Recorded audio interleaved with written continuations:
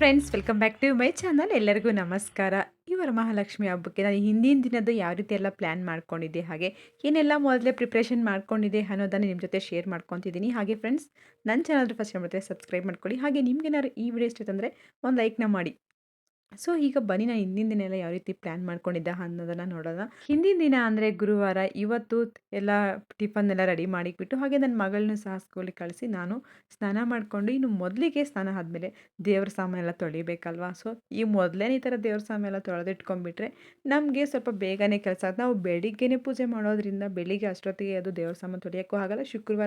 ಶುಕ್ರವಾರ ಬೇರೆ ದೇವ್ರ ಸಾಮಾನು ತೊಳೆಯಂಗಿಲ್ವಲ್ಲ. ಹಾಗೆ ಇನ್ನು ನೈಟೇ ವರಮಹಾಲಕ್ಷ್ಮಿಗೆ ನಾವು ಕೂರಿಸ್ಬೇಕಾದ ದೇವ್ರಿಗೆಲ್ಲ ರೆಡಿ ಮಾಡ್ಕೋಬೇಕಾಗುತ್ತೆ. ಹಾಗೆ ಇವಾಗ ಹಿಂದಿನ ಈ ಥರ ಪ್ಲ್ಯಾನ್ ಮಾಡಿಕೊಂಡ್ರೆ ತುಂಬಾ ಸುಲಭ ಆಗುತ್ತೆ.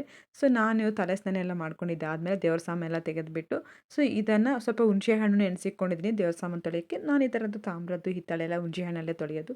ಹುಣಸೆ ಹಣ್ಣು ಮತ್ತು ಸಬೀನದಲ್ಲಿ ತೊಳೆದ್ರೆ ತುಂಬ ನೀಟಾಗಿ ಕ್ಲೀನ್ ಆಗುತ್ತೆ. ನಾನು ಯಾವುದೇ ರೀತಿ ಪೀತಾಂಬರಿ ಪೌಡ್ರ್ ಆಗಿರ್ಬೋದು, ಬೇರೆ ಯಾವುದೇ ರೀತಿ ಪೌಡ್ರ್ ಹಾಕಿ ತೊಳೆಯೋದಿಲ್ಲ. ಸೊ ಅದಕ್ಕಂತ ಇಲ್ಲಿ ದೇವ್ರ ಸಾಮಾನೆಲ್ಲ ತೆಗೆದಿಕ್ಕೆ ಬಿಟ್ಟಿದ್ದೀನಿ. ಈಗ ಹುಣಸೆ ಹಣ್ಣು ನೆನೆ ಹಾಕ್ಕೊಂಡಿದ್ದೀನಿ. ಹಾಗೆ ನಾನು ಇಲ್ಲಿ ಬೆಳ್ಳಿ ಸಾಮಾನು ತೊಳೆಯೋದಕ್ಕೆ, ಬೆಳ್ಳಿ ಸಾಮಾನು ನಾನೇನು ಮಾಡಿದ್ದೀನಿ ಅಂದರೆ, ಒಂದು ಬಟ್ಲಿಗೆ ನೀರಿಗೆನೆ ಸ್ವಲ್ಪ ಅಡುಗೆ ಸೋಡಾ ಅಂದರೆ ಬೇಕಿಂಗ್ ಸೋಡಾ, ಅದ್ರ ಜೊತೆಗೆ ಸರ್ಪಿನ ಪೌಡರ್, ಯಾವುದಾದ್ರೂ ಸರ್ಪಿನ ಪೌಡರ್ ಯೂಸ್ ಮಾಡ್ಬೋದು. ಇಲ್ಲ ಸರ್ಪಿನ ಪೌಡರ್ ಇಲ್ಲ ಅಂತಂದ್ರೇ ಇದಕ್ಕೆ ಲಿಕ್ವಿಡ್ನ ನಾವು ಹೆಂಗೋ ವಾಷಿಂಗ್ ಮಿಷಿನ್ಗೆ ಹಾಕ್ತೀವಲ್ಲ, ಆ ಲಿಕ್ವಿಡ್ನ ಬೇಕಾದ್ರೂ ಸ್ವಲ್ಪ ಸೇರಿಸ್ಕೋಬೋದು. ಸೊ ಅದಕ್ಕೆ ಅದು ಹಾಕಿಬಿಟ್ಟು, ಅದ್ರ ಜೊತೆಗೇ ಒಂದು ಅರ್ಧದಷ್ಟು ನಿಂಬೆಹಣ್ಣು ರಸ ಹಾಗೆ ಚೆನ್ನಾಗಿ ಹಿಂಡ್ಕೊಂಬಿಟ್ಟು ಒಂದು ಸಲ ಮಿಕ್ಸ್ ಮಾಡ್ಕೊಂಬಿಟ್ಟು, ಈಗ ಬೆಳ್ಳಿ ಸಾಮಾನೆಲ್ಲ ಈ ಥರ ನೆನೆಸಿಕ್ಬಿಡ್ತೆ. ಅಷ್ಟೊತ್ತಿಗೆ ನಾನು ಬೇರೆ ಕೆಲಸ ಎಲ್ಲ ಮಾಡ್ಕೊತೀನಿ. ಈ ಥರದ್ದು ಒಂದು 10 ನಿಮಿಷ ಈ ಥರ ನೆನೆ ಹಾಕ್ಬಿಟ್ಬಿಟ್ರೆ ನೀಟಾಗಿ ಕ್ಲೀನ್ ಆಗುತ್ತೆ. ಹಾಗೆ ದೀಪಗಳ ಜಿಡ್ಡೆಲ್ಲ ಇರುತ್ತಲ್ಲ ಆಯಿಲೆಲ್ಲ, ಅದೆಲ್ಲ ಕಂಪ್ಲೀಟಾಗಿ ಕ್ಲೀನ್ ಆಗಿಬಿಡುತ್ತೆ. ಇನ್ನು ನಾಳೆಗೆ ಪೂಜೆಗೆ ಬಳಸುವಂಥ ಹಿತ್ತಾಳೆ ಚೊಂಬು ಆಗಿರ್ಬೋದು, ಈ ಥರ ದೊಡ್ಡ ದೊಡ್ಡ ದೀಪಗಳು, ಇದು ಹಬ್ಬದ ಟೈಮಲ್ಲಿ ಅಷ್ಟೇ ತೆಗೆಯೋದು. ಅದು ವರಮಹಾಲಕ್ಷ್ಮಿ ಹಬ್ಬ ಈ ಥರದ್ದೇನಾದರೂ ಸ್ವಲ್ಪ ಗ್ರ್ಯಾಂಡಾಗಿ ಮಾಡ್ತೀವಿ ಅಂತ ಹಬ್ಬದ ಟೈಮಲ್ಲಿ ಅಷ್ಟೇ ಈ ಸಾಮಾನು ಬಳಸೋದು. ಅವು ಸಹ ತೆಗೆದಿಟ್ಕೊಂಡಿದ್ದೀನಿ. ಅವು ಎಲ್ಲ ತೊಳಿಕೋಬೇಕಲ್ಲ ಇವಾಗೆ ಅಂತ. ಸೊ ಹಾಗೆ ನಾನು ಈ ಹಬ್ಬಕ್ಕಂತ ಕೆಲವೊಂದೆಲ್ಲ ಬೆಳ್ಳಿ ಸಾಮಾನೆಲ್ಲ ತೊಗೊಂಡಿದ್ನಲ್ಲ, ಅದನ್ನು ಸಹ ಇದೆಲ್ಲ ಕಂಪ್ಲೀಟಾಗಿ ಒಂದೇ ಸಲ ನೀಟಾಗಿ ತೊಳೆದು ಬಿಟ್ಟು ಎತ್ತಿಕ್ಕೊಳ್ಳೋಣ ಅಂತ. ಸೊ ಹಾಗೆ ಇವಾಗ ಇದನ್ನೆಲ್ಲ ಒಂದು 10 ನಿಮಿಷ ನೆನೆಸಿಕೊಂಡಿದ್ದೀನಲ್ಲ, ಸೊ ಒಂದು 10 ನಿಮಿಷ ಇವೆಲ್ಲ ತೊಳೆಯೋಷ್ಟೊತ್ತಿಗೆ ಆರಾಮಾಗಿ ಒಂದು 15-20 ನಿಮಿಷ ಹಿಡಿಯುತ್ತೆ. ಅಷ್ಟೊತ್ತಿಗೆ ಆ ಬೆಳ್ಳಿದೆಲ್ಲ ಕಂಪ್ಲೀಟಾಗಿ ಜಿಡ್ಡೆಲ್ಲ ಬಿಟ್ಕೊಂಡ್ಬಿಡುತ್ತೆ. ಸೊ ಆದಷ್ಟು ಬೆಳ್ಳಿದಲ್ಲಂತೂ ಪ್ಲೈನ್ ತಗೊಳ್ಳೋದು ತುಂಬ ಬೆಸ್ಟ್ ಅಂತಲೇ ಹೇಳ್ತೀನಿ. ಆ ಥರ ಡಿಸೈನ್ ಅಂತ ತೊಗೊಂಡ್ಬಿಟ್ರೆ ಆ ಡಿಸೈನ್ಗಳೆಲ್ಲ ಕೊಳೆಯೆಲ್ಲ ತುಂಬಿಕೊಳ್ಳುತ್ತೆ, ಕಪ್ಪಗೆ ಕಾಣ್ತಾರೆ, ನೋಡೋಕ್ಕೆ ಒಂಥರ ಅಸಹ್ಯವಾಗಿ ಕಾಣಿಸ್ತಾ ಇರುತ್ತೆ. ಸೊ ನಾನು ಅದಕ್ಕೆ ಇನ್ಮೇಲೆ ಏನೇ ತೊಗೊಂಡ್ರು ಬೆಳ್ಳಿ ಐಟಮ್ಸ್ ಎಲ್ಲ, ಪೂಜೆ ಐಟಮ್ಸ್ ತೊಗೊತಿರ್ತೀವಿ, ಅದೆಲ್ಲ ಪ್ಲೈನೇ ತೊಗೊಳ್ಳೋಣ ಅಂತ ಡಿಸೈಡ್ ಮಾಡ್ಕೊಂಡಿದ್ದೀನಿ. ದೇವ್ರ ಸಾಮಾನೆಲ್ಲ ತೆಗೆದಿದ್ದಾದ್ಮೇಲೆ ದೇವ್ರ ಮನೆಗೂ ಅಷ್ಟೇ ಅಲ್ಲಿರುವಂಥ ಕೆಲವೊಂದೆಲ್ಲ ಐಟಮ್ಸು ಹಾಗೆ ಫೋಟೋಗಳೆಲ್ಲ ಆಚೆ ಇಕ್ಬಿಟ್ಟು, ದೇವ್ರ ಮನೆಯೂ ಸ್ವಲ್ಪ ನೀರಿಗೆನೆ ಅರಿಶಿನ ಪುಡಿ ಹಾಗೆ ಅದಕ್ಕೆ ಸ್ವಲ್ಪ ಪಚ್ಚ ಕರ್ಪೂರ ಹಾಕ್ಕೊಂಬಿಟ್ಟು, ಸ್ವಲ್ಪ ಲೈಸಾಯಲ್ನ ಸೇರಿಸ್ಕೊಂಡಿದ್ದೀನಿ. ಅದೆಲ್ಲ ಹಾಕ್ಕೊಂಬಿಟ್ಟು ಅದೇ ನೀರನ್ನ ದೇವ್ರ ಮನೆ ಕಂಪ್ಲೀಟಾಗಿ ಒರೆಸ್ಕೊಂಬಿಟ್ಟು, ನೀಟಾಗಿ ದೇವ್ರ ಮನೆಯೆಲ್ಲ ಒರೆಸ್ಕೊಂಡು ಇಟ್ಕೊಂಡಿದ್ದೀನಿ. ಅದಾದಮೇಲೆ ಯಾಕಂದರೆ ಟೈಲ್ಸ್ ಇರೋದ್ರಿಂದ ಸ್ವಲ್ಪ ಟಿಶ್ಯೂ ಪೇಪರಿಂದ ಕ್ಲೀನ್ ಮಾಡ್ಕೊಂಬಿಟ್ಟು ನೀಟಾಗಿ ಹೋಗ್ಬಿಡುತ್ತೆ. ಹಾಗೆ ಡೋರುಗಳಿಗೂ ಅಷ್ಟೇ. ಸೊ ಆ ನೀರಲ್ಲಿ ಒರೆಸ್ಕೊಂಬಿಟ್ಟು ಆಮೇಲೆ ಕೊನೆಗೆ ಸ್ವಲ್ಪ ಟಿಶ್ಯೂ ಪೇಪರಿಂದ ಒರೆಸ್ಕೊಂಬಿಟ್ರೆ ಕಂಪ್ಲೀಟಾಗಿ ಕ್ಲೀನಾಗಿ ಹೊಡಿತಾ ಇರುತ್ತೆ. ನಿಜ ದೇವ್ರ ಮನೆ ಆ ಥರ ಕ್ಲೀನ್ ಮಾಡಿಕೊಂಡ್ರೆ ಆ ಪಚ್ಚ ಕರ್ಪೂರ ಹಾಕ್ತೀವಲ್ಲ, ಒಳ್ಳೆ ಘಮ ಬರ್ತಿರುತ್ತೆ. ಹಾಗೆ ಅರಿಶಿಣದಿಂದ ಶುದ್ಧ ಮಾಡೋದ್ರಿಂದ ತುಂಬಾ ಒಳ್ಳೆಯದು. ಶುದ್ಧವಾಗಿರುತ್ತೆ ದೇವ್ರ ಮನೆಯೂ ಸಹ. ಸೊ ಅದೆಲ್ಲ ಕ್ಲೀನ್ ಮಾಡಿಕೊಂಡು ಆಮೇಲೆ ನಾನು ದೇವ್ರ ಸಾಮಾನು ತೊಳೆಯೋಕ್ಕೆ ಬಂದೆ. ಸೊ ಹೆಂಗೋ ಈ ಹುಣಸೆ ಹಣ್ಣು ಒಂದು 10 ನಿಮಿಷ ನೆನೆಸಿಕ್ಕೊಂಡಿದ್ನಲ್ಲ, ಸೊ ಹುಣಸೆ ಹಣ್ಣು ತುಂಬ ಸಾಫ್ಟಾಗಿ ಆಗಿದೆ. ಸೊ ನಾನು ಈ ಥರ ಪೌಡ್ರೇನೋ, ಈ ಪೀತಾಂಬರಿ ಪೌಡ್ರು ಎಲ್ಲ ಬೇರೆ ಬೇರೆ ಪೌಡ್ರೆಲ್ಲ ಬರ್ತಾವಲ್ಲ, ಅದಂತೂ ಬಳಸೋಕ್ಕಾಗಲ್ಲ. ಒಂದು ಸಲ ಬಳಸಿದ್ದೆ, ನನಗೆ ಉಗುರುಗಳೆಲ್ಲ ತುಂಬ ಕಪ್ಪಗಾಗಿತ್ತು. ಹಾಗೆ ನಾನು ಅದೆಲ್ಲ ಉರಿಯೋಕ್ಕೆ ಶುರುವಾಯಿತು ಬೆರಳುಗಳೆಲ್ಲ, ಅದರಿಂದ ಅದನ್ನಂತೂ ಬಳಸಲ್ಲ. ಅವಾಗಿಂದ ನಾನು ಏನು ಮಾಡ್ತಿದ್ದೀನಿ ಅಂತಂದರೆ, ಈ ಥರ ಅಡುಗೆ ಸೋಡಾ ಇಲ್ಲ ಅಂತಂದರೆ ಸ್ವಲ್ಪ ವಿನೆಗರ್ ಸೇರಿಸ್ಕೊಂಡ್ಬಿಟ್ಟು ಉಜ್ಜುತ್ತೀನಿ. ಇಲ್ಲ ಅಂತಂದರೆ ಈ ಥರ ಹುಣಸೆ ಹಣ್ಣು ಮತ್ತು ಇದಕ್ಕೆ ಸಬೀನ ಪೌಡರಿಂದ ಫಸ್ಟು ಮೊದಲಿಗೆನೆ ಹುಣಸೆ ಹಣ್ಣಲ್ಲಿ ಚೆನ್ನಾಗಿ ಉಜ್ಕೊಂಡ್ಬಿಡಬೇಕು, ಹಿತ್ತಾಳೆ ತಾಮ್ರದ್ದೆಲ್ಲ ಪಾತ್ರೆ ಎಲ್ಲ. ಆಮೇಲೆ ನಾವೇನು ಮಾಡ್ತೀವಿ ಅಂದರೆ, ಉಜ್ಜಿದಾದ್ಮೇಲೆ ಮತ್ತೆ ಒಂದು ಸಲ ಅದೇ ಹುಣಸೆ ಹಣ್ಣನ್ನ ಸಬೀನ ಪೌಡ್ರಲ್ಲಿ ಡಿಪ್ ಮಾಡಿಬಿಟ್ಟು ಮತ್ತೆ ಒಂದು ಸಲ ಉಜ್ಕೋಬೇಕು. ಆಮೇಲೆ ನೀಟಾಗಿ ಇನ್ನೊಂದು ಸಲ ಒಂದು ಸ್ಕ್ರಬ್ಬರ್ ತೊಗೊಂಬಿಟ್ಟು ಸಬೀನದಲ್ಲಿ ಡಿಪ್ ಮಾಡ್ಕೊಂಡು ಉಜ್ಕೊಂಡ್ರೆ ನೀಟಾಗಿ ಹೋಗ್ಬಿಡುತ್ತೆ. ಎಷ್ಟು ಕ್ಲೀನಾಗಿ ಆಗುತ್ತೆ ಅಂತಂದರೆ, ಸೊ ನಮ್ಮ ಕೈಗೂ ಯಾವುದೇ ರೀತಿ ಎಫೆಕ್ಟ್ ಆಗೋದಿಲ್ಲ. ಸಬೀನ ಹಾಗೆ ಹುಣಸೆ ಹಣ್ಣು ಇದೆಲ್ಲ ನ್ಯಾಚುರಲ್ ಆಗಿರೋದ್ರಿಂದ ಸೊ ನಮ್ಮ ಕೈಗೂ ಎಫೆಕ್ಟ್ ಆಗಲ್ಲ. ಹಾಗೆ ದೇವ್ರ ಸಾಮಾನು ಅಷ್ಟೇ ತುಂಬ ಕ್ಲೀನಾಗಿ ನೀಟಾಗಿರುತ್ತೆ. ಒಂಚೂರು ಕಳೆ ಇರಲ್ಲ. ನಾವು ಒಂದು 15 ದಿನ ಅದೇ ಥರನೇ ಪಳಪಳ ಅಂತ ಉಳಿತಿರುತ್ತೆ. ಸೊ ಕಪ್ಪಗೆ ಆಗೋದೇ ಇಲ್ಲ ಒಂದು 15 ದಿನ ಇಟ್ರೂ. ಸೊ ಬೇಗ ನಾವೇನಾದ್ರು ವಾರ ವಾರ ತೊಳ್ಕೊಬೋದು. ಇಲ್ಲ ಅಂತಂದರೆ 15 ದಿನಕ್ಕೆ ಒಂದು ಸಲ ತೊಳಿತೀನಿ.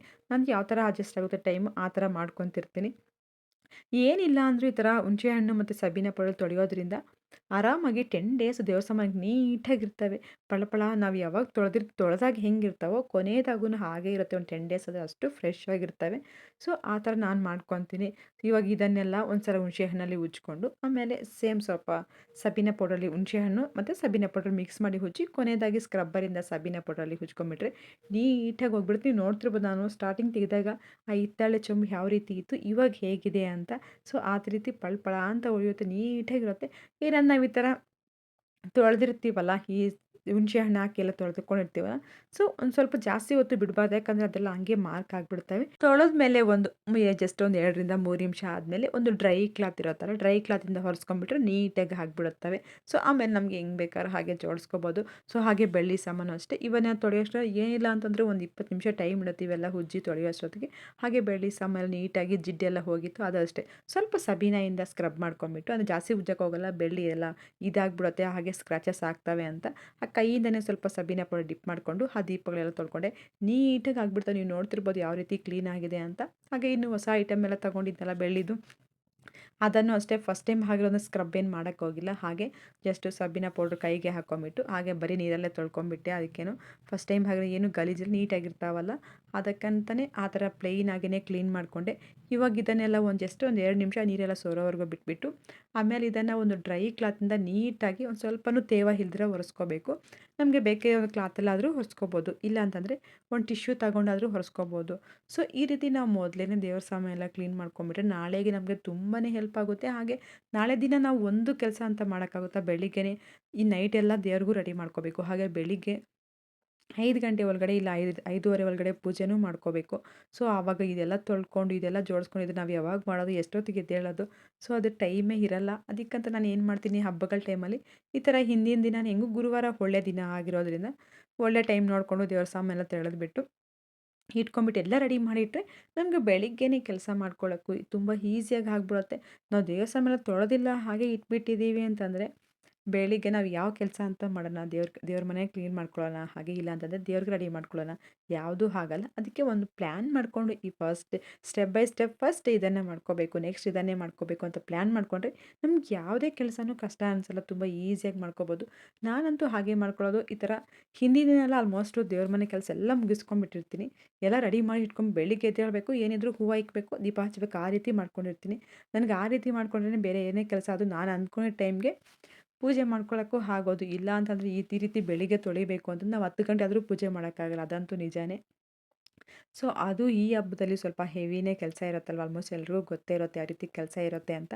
ಸೊ, ಹಾಗಿಂದ ನಾನು ಒಂದೊಂದೇ ನೀಟಾಗಿ ಪ್ಲ್ಯಾನ್ ಮಾಡ್ಕೊಂಡು ಹಿಂದಿನ ದಿನ ಅದು ಹಾಗೆ ಹಬ್ಬದ ದಿನಾನೂ ಕೆಲಸ ಇರುತ್ತೆ, ಹಿಂದಿನ ದಿನಾನೂ ತುಂಬಾ ಕೆಲಸ ಇರುತ್ತೆ. ಹಬ್ಬ ಏನೋ ಮುಗ್ದೋಗ್ಬಿಡುತ್ತೆ, ಆದರೆ ಕೆಲಸ ಅಂತೂ ಮುಗಿಯೋದಿಲ್ಲ, ಕೆಲಸ ಯಾವಾಗೂ ಇದ್ದೇ ಇರುತ್ತೆ. ಸೊ, ಏನು ಮಾಡ್ತೀರಾ, ದೇವ್ರ ಸಾಮಾನು ಎಲ್ಲ ಈ ಥರ ತೊಳೆದ್ಬಿಟ್ಟು ಒರೆಸ್ಬೇಕಾದ್ರೆ ಆದಷ್ಟು ನಾವು ಯೂಸ್ ಮಾಡ್ತಿರೋಂಥ ಕ್ಲಾತ್ ಅಂದರೆ ಹೊಸ ಕ್ಲಾತಲ್ಲೇ ಒರೆಸ್ಕೊಳ್ಳಿ.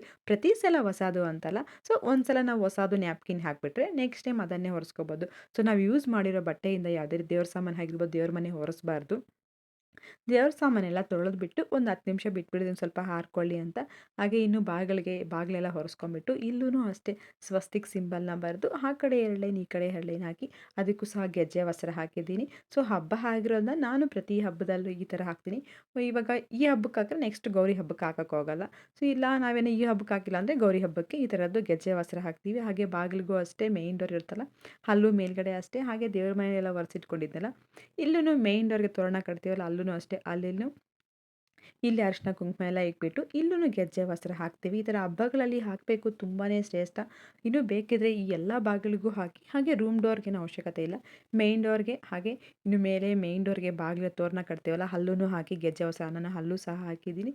ಇನ್ನು ದೇವ್ರ ಸಾಮಾನೆಲ್ಲ ಈ ಥರ ಅರಿಶಿನ ಕುಂಕುಮ ಎಲ್ಲ ಇಟ್ಟು ಹಾಗೆ ನಾಳೆ ಇಲ್ಲಿ ದೇವ್ರ ಮನೆ ಇಡುವಂಥ ಕಲಶ ತೆಂಗಿನಕಾಯಿನೆಲ್ಲ ಹೋದ ವಾರನೇ ಇಕ್ಕಿದ್ದೆ, ಅದನ್ನೇ ಇವಾಗ ಇಕ್ತಿದ್ದೀನಿ.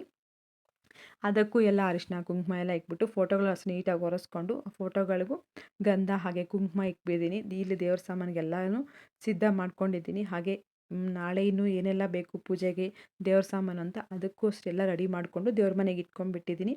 ಎಲ್ಲ ಅರಿಶಿನ ಕುಂಕುಮ ಇಟ್ಟು ಈ ದೀಪಗಳಿಗೂ ಬತ್ತಿ ಹಾಕ್ಬಿಟ್ಟು ಇಟ್ಬಿಟ್ಟಿದ್ದೀನಿ.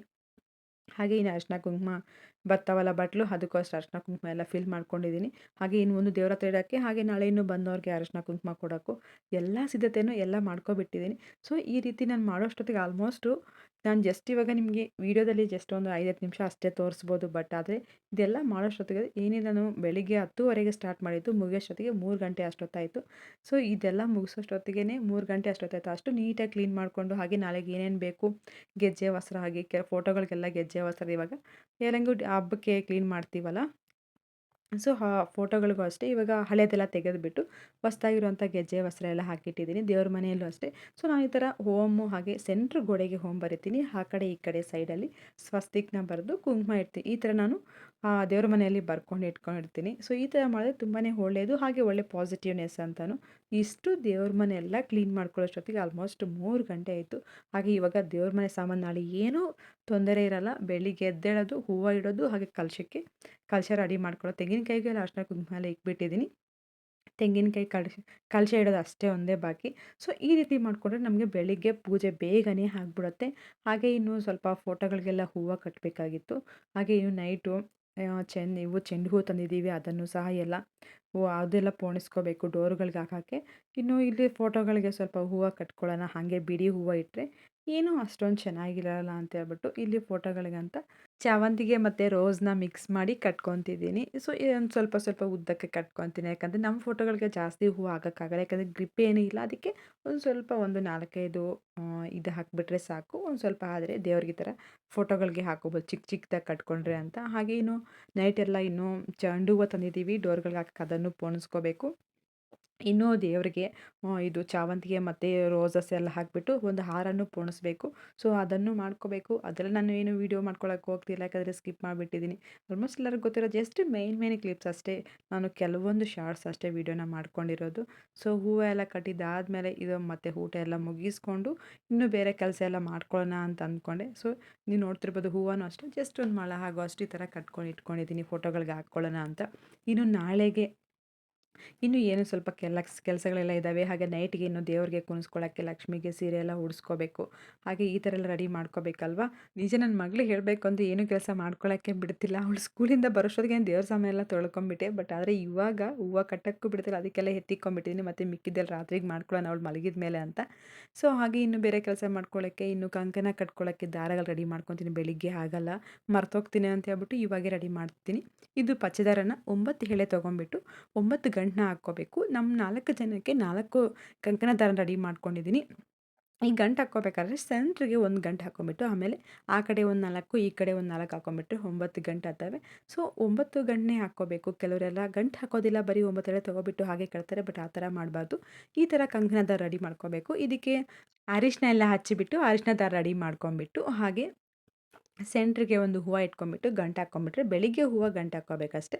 ಇವಾಗ ಇದೆಲ್ಲ ರೆಡಿ ಮಾಡಿಕೊಂಡು ಅರಿಶಿನನೂ ಹದ್ಬಿಟ್ಟು ಸುಟ್ಟಿಟ್ಕೊಂಡಿರಬೇಕು. ಅರಿಶಿನ ದಾರ ಥರ ರೆಡಿ ಮಾಡಿಕೊಂಡು ಬೆಳಿಗ್ಗೆ ಹೂವು ಕಟ್ಕೊಂಡು ವ್ರತ ಎಲ್ಲ ಆದಮೇಲೆ, ಪೂಜೆ ಎಲ್ಲ ಆದಮೇಲೆ ಈ ಥರ ಕಂಕಣ ದಾರ ಕಟ್ಕೊಳ್ಳೋದು. ಫ್ರೆಂಡ್ಸ್, ಇನ್ನೂ ಸಾಕಷ್ಟು ಕೆಲಸಗಳಿದೆ. ಹಾಗೆ ಇನ್ನೂ ರಾತ್ರಿಗೆಲ್ಲ ಯಾವ ರೀತಿ ದೇವ್ರನ್ನ ರೆಡಿ ಮಾಡ್ಕೊತೀನಿ, ನಾಳೆ ಯಾವ ರೀತಿ ಹಬ್ಬ ಮಾಡ್ತೀನಿ ಅಂತ ಅದು ಸಹ ಮುಂದಿನ ಬ್ಲಾಗಲ್ಲಿ ಬರುತ್ತೆ.